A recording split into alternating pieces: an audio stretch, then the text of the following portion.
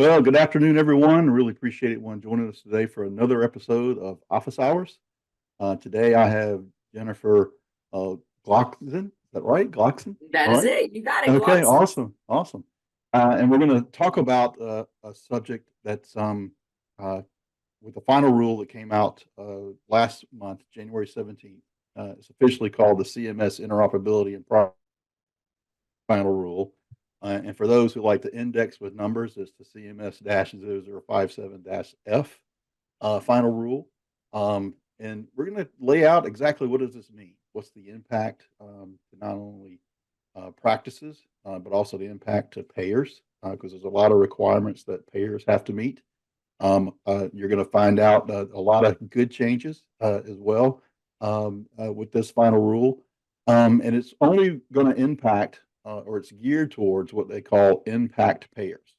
Impact payers are including anybody that's Medicare Advantage organizations, your Medicaids, your CHIP fee for services, your Medicaid managed care plans, also your CHIP managed care plan entities, et cetera, those kind of plans.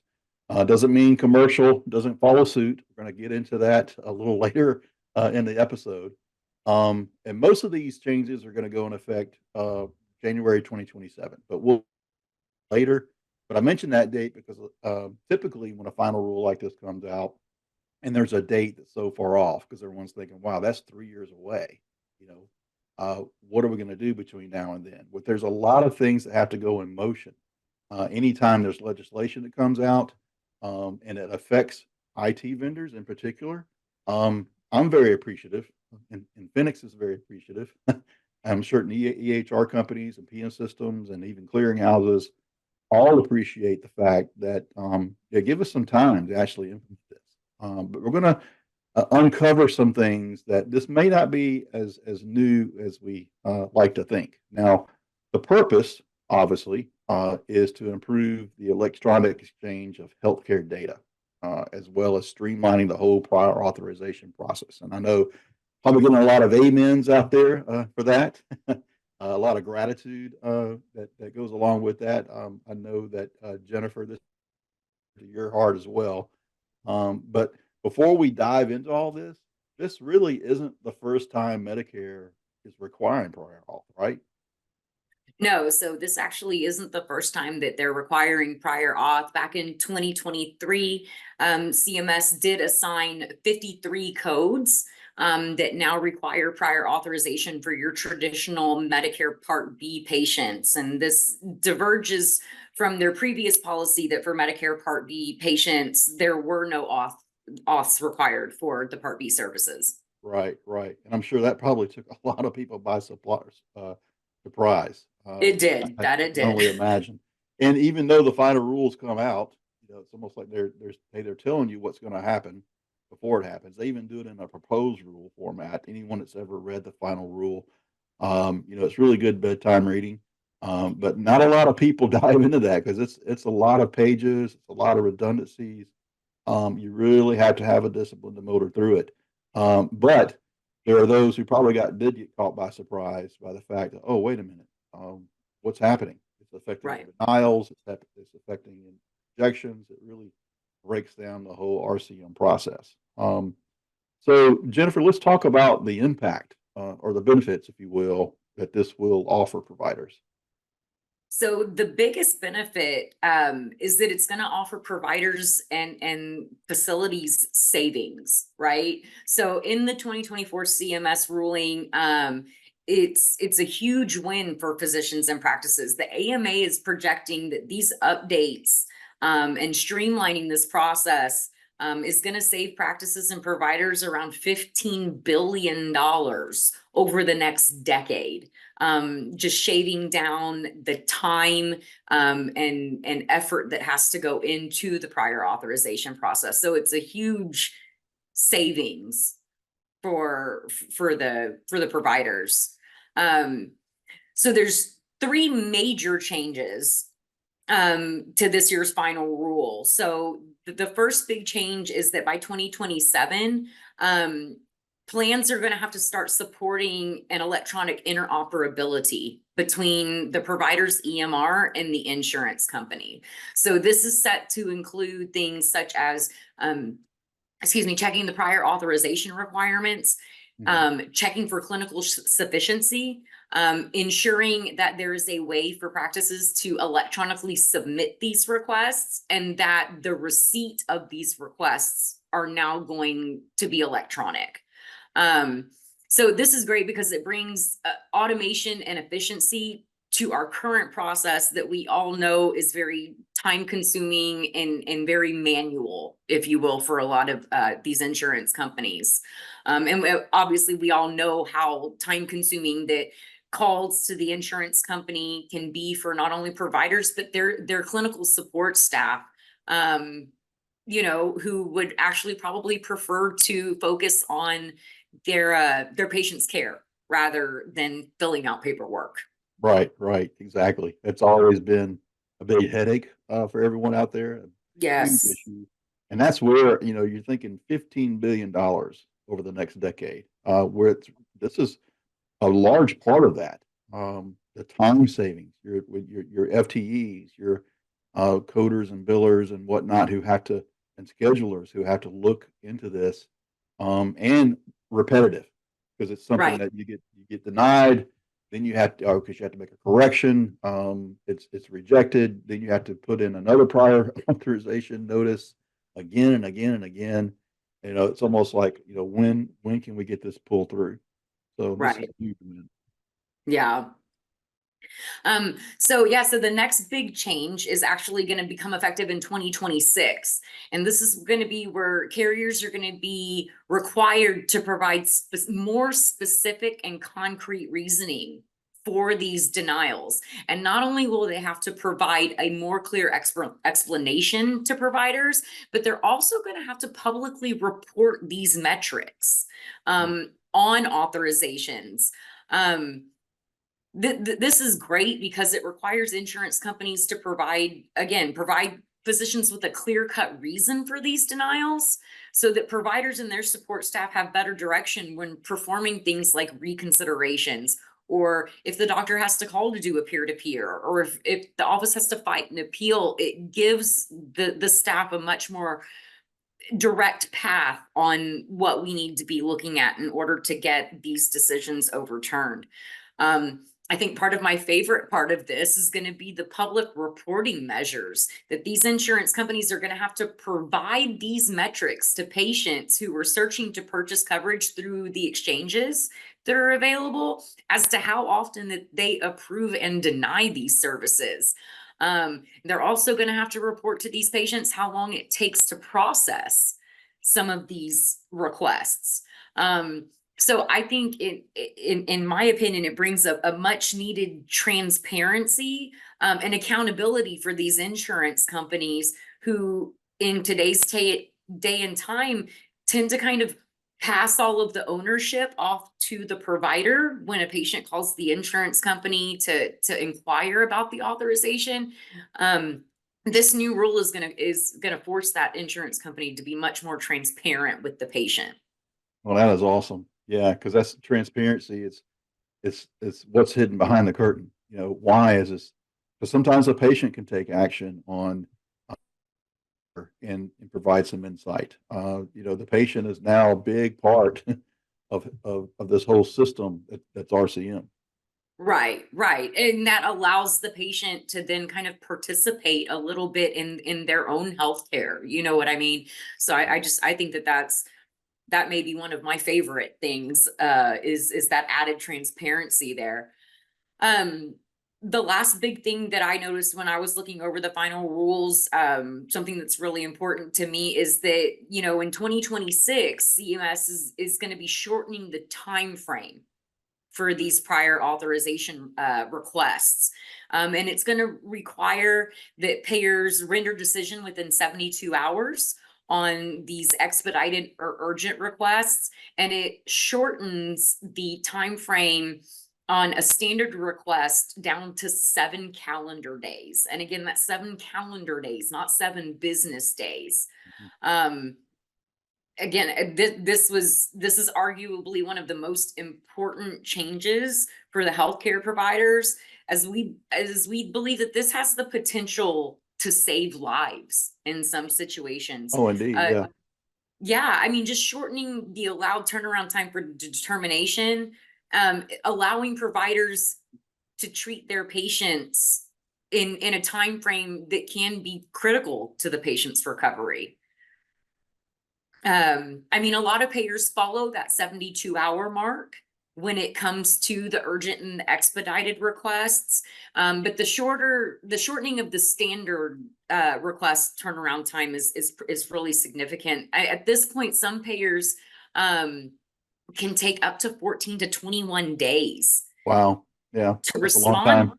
Yeah, to respond with the request. And so for patients who are dealing with things like cancer, chronic illness, 21 days is a long time to wait for me to, check the current status of my illness. So I think that that's great. And even while we would like to see this time frame shortened down for those standard requests, I think that this is a really good start. Um, and to even kind of enforce that a little more, CMS is going to be entering into like an enforcement policy, particularly with the Medicare Advantage plans. And this can include up to sanctions from CMS in the form of monetary penalties for payers who do not comply with the new timeframes. So I think that this is wonderful. Wow, that's amazing. And so I know everyone's probably wondering, well, how are they going to do this? This sounds like a lot of good news, but you may be thinking, okay, well, now where's the how? And I don't want to get too technical or get into too much of the weeds. I don't know if anybody who's listening is technical. Maybe some developers or programmers will totally understand some of the language that's outlined in the final rule regarding this. But there are some technical requirements that the payers must meet. Particularly, it's the impacted payers. Now, remember, those impacted payers are those managed care plans, Medicare plans, CHIP plans, so forth. But they have to implement what's called HL7 Fire Prior Authorization APIs. And for those that don't know, an API is an application programming interface.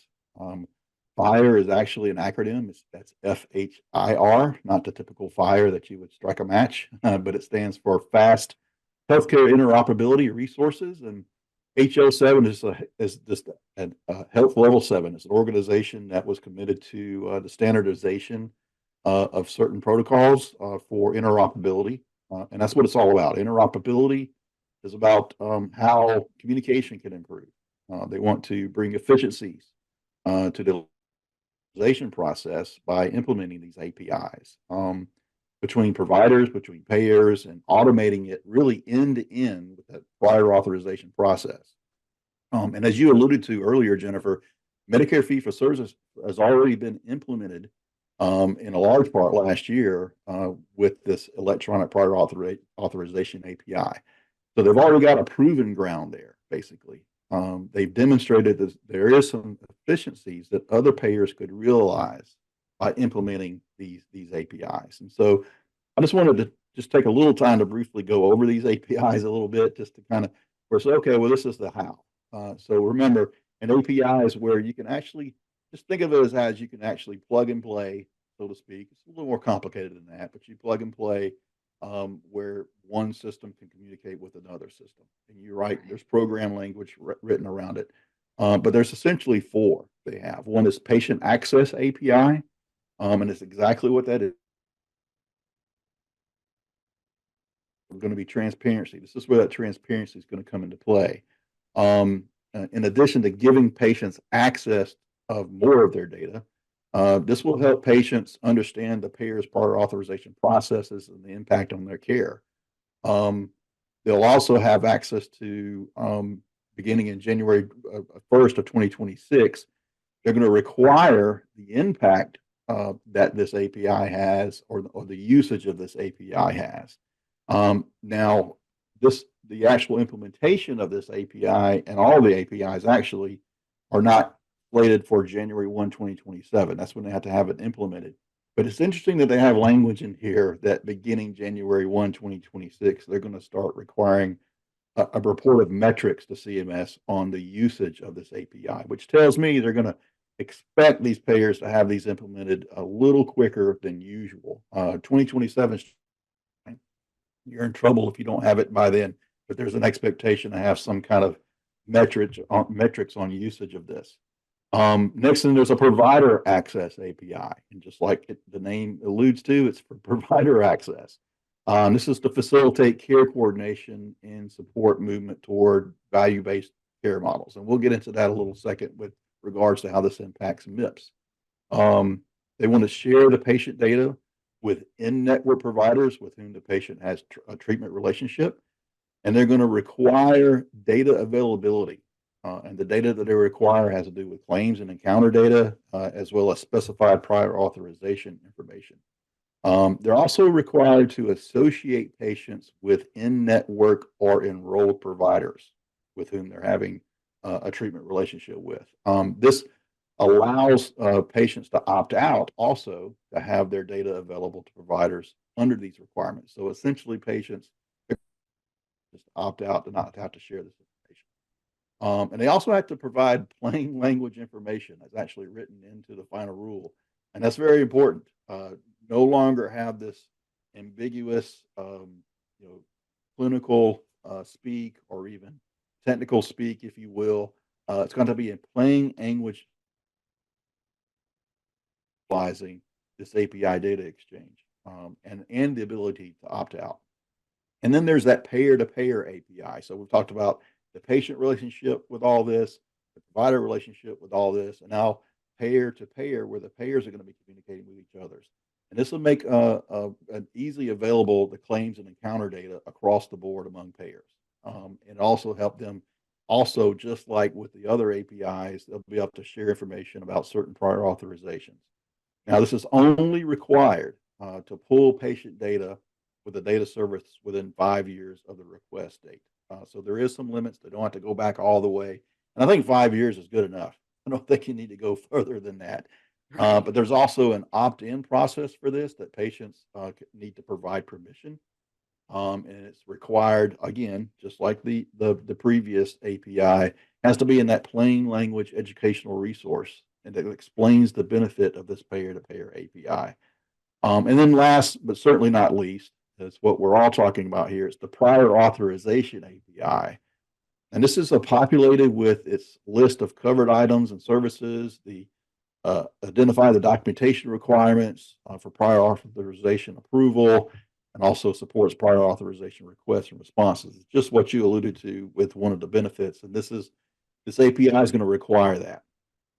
So these prior authorization APIs must also communicate whether the payer approves the prior authorization request, whether it was denied authorization, or also give information regarding that.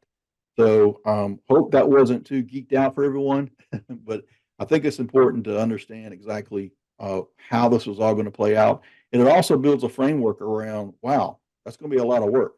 It's really not as easy as you think to actually implement this, because you got to think about it. You have certain entities that operate in silos, and the whole point of interoperability is to bring them all together under one tent, so to speak. And then from a prior authorization perspective, these APIs, and I'm glad they've standardized that. And they're not the only ones. There are other associations out there that participate in the standardization. They just couldn't wait on the government anymore to make these standards. But at least these standards will have everybody under one tent, right? So we've seen also, and to that, a lot of the commercial players just couldn't wait. So this is not just a Medicare initiative. Commercial also initiated relief for providers as well. So Jennifer, can you elaborate on how these payers are also granting wins to physicians? Yeah, so absolutely. So in 2023, United Healthcare eliminated about 20% of the codes requiring auth across their Medicare Advantage, commercial, their Oxford individual exchange, and their community plans, right? So these, it is something to bear in mind that these codes do vary across plans. But United Healthcare has been really great. They provide individual lists for each one of their health plans on their website. So it's really important that providers are reviewing these and reviewing the specific plan level benefits for each patient to confirm the auth requirements. But again, I mean, eliminating 20% of those codes that require authorization is a huge relief for doctors. Now, in 2024, United Healthcare has also announced that they're going to be launching a gold card program for qualified providers, where codes will go through an administrative notification process rather than a complete authorization process. So we will obviously on our end keep an eye out for any updates on that, and obviously make them available, once we have them. But again, just that taking that step forward by United Healthcare without having to actually be mandated to, I think is a great move. Cigna has also followed suit. They've removed almost 25% of medical services from their PA requirements. So when you go down and you start looking, this comes to be approximately about a total of 600 codes that they removed. About 100 of these codes are surgical codes. So to our surgeons out there, Cigna has granted you some relief.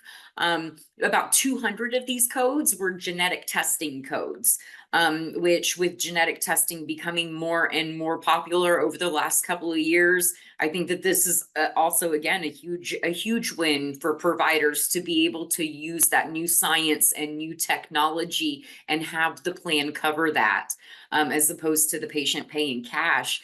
And again, numerous other codes for medical equipment, prosthetics, and other types of medical services. So now Cigna is reporting that with this recent update and removal of those 600 codes, that now prior authorization only applies to less than 4% of medical services for most of your Cigna customer base. Wow. Wow. That's significant. That's a lot. Right. I know that these two payers really are kind of lead the way. I know there are others. These are just really two examples.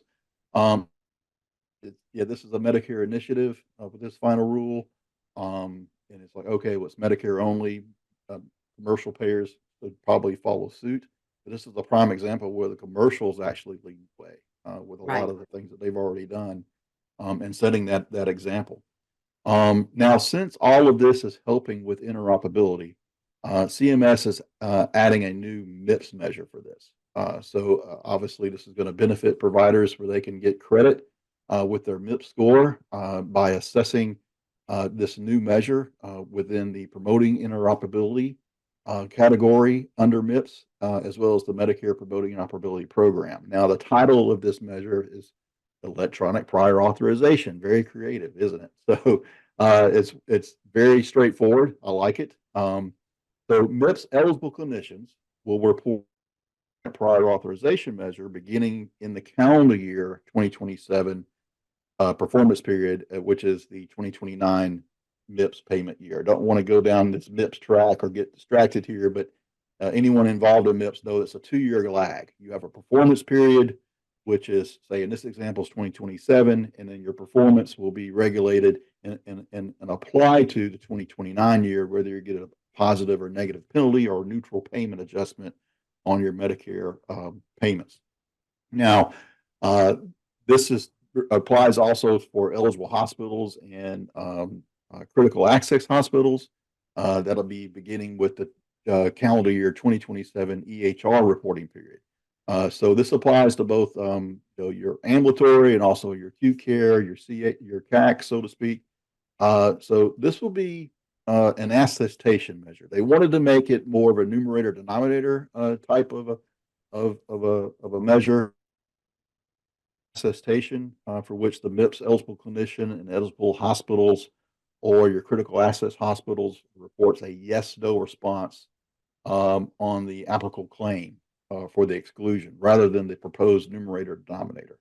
To successfully report this electronic prior authorization measure for MIPS eligible clinicians, just you must attest yes to requesting a prior authorization electronically via the prior authorization API. And it has to go through this prior authorization API using data from a CERT. That's a certified electronic health record technology.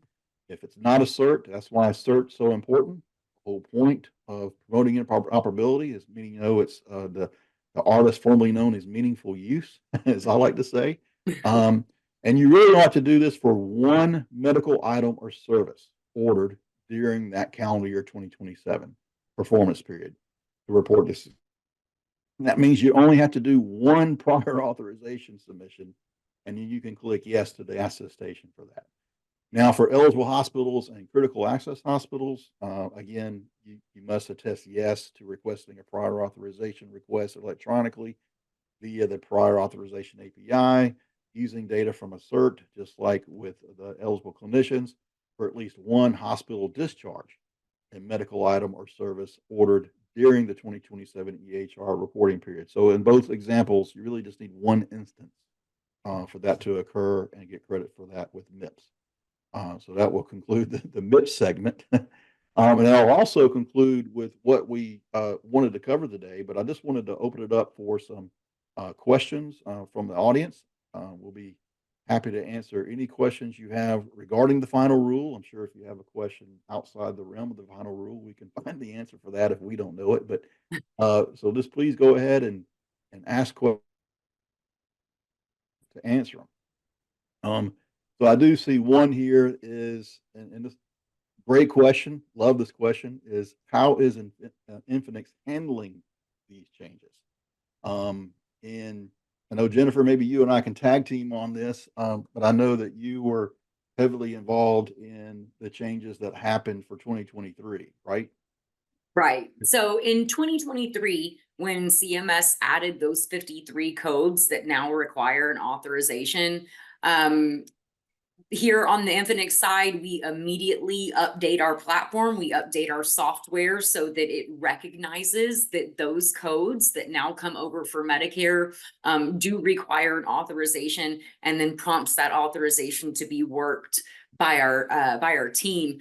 And not only with CMS, but with other payers, even commercial plans, we are regularly checking the requirements throughout the year just to ensure that our platform is up to date with all current payer requirements and that we are providing, our clients with the best information.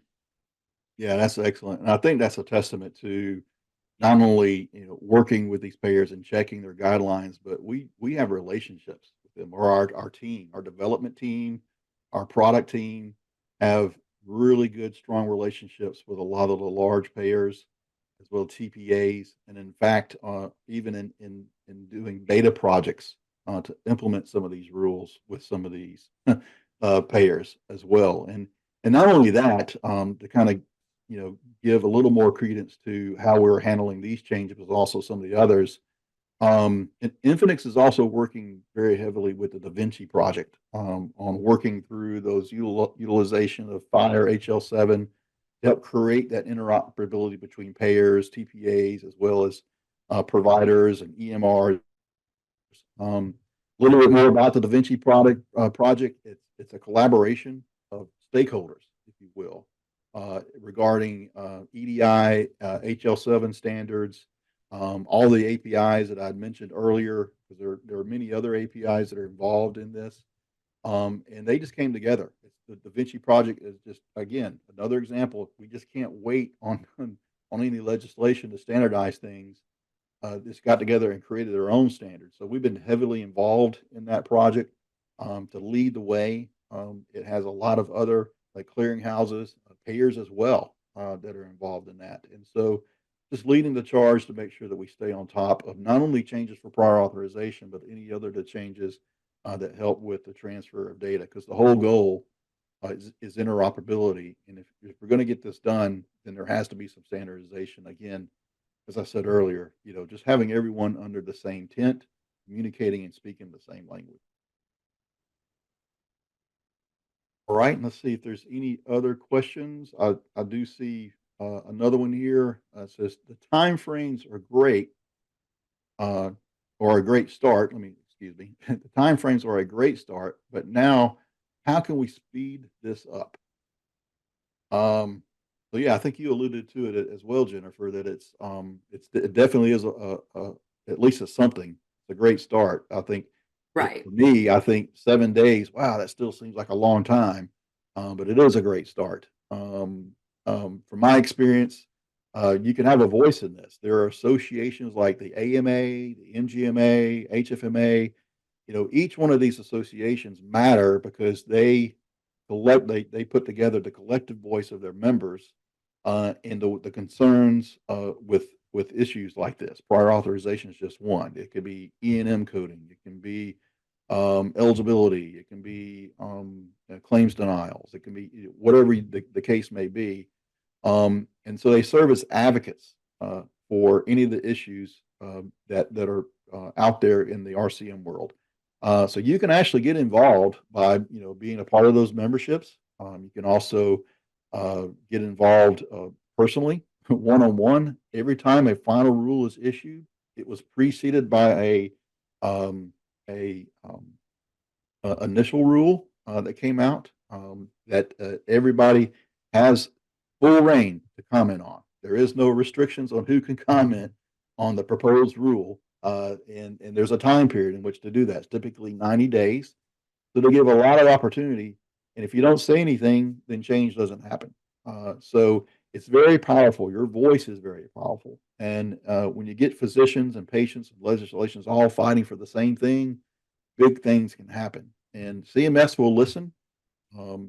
I've found that they align themselves with AMA to try and figure out how things are going to go down from a legislative standpoint, as well as MGMA. I know has big advocacy. They have a whole department that's just advocacy regarding the changes like this. I don't know. Do you have anything to add for that, Jennifer? No, I mean, I just wholeheartedly agree, with what you said. It's very important. CMS will listen. So it's very important that doctors and facilities get involved. Like you said, they initially released the proposed rule, and they allow people to comment on those. So I think, paying attention to those kind of things and offering your voice as a provider, as a facility, and just giving that feedback, because ultimately we all just care about taking care of our patients. And I think the more vocal we are about that, and the more we bring the issues that we run to the forefront, that's how we affect change. Awesome. Awesome. Well, I don't see any other questions. So we'll be wrapping things up here. Just be sure to check out our website and look for some invites coming regarding next week's office hours, where we'll be talking about RCM assessment for critical access hospitals and be reviewing some case studies on how that assessment has really improved and affected their RCM models, particularly in charge capture. So I urge you to sign up for that as well for next week. Until then, have a safe and blessed week, and we'll see you next time. Thank you so much for joining us today. Thank you, everyone.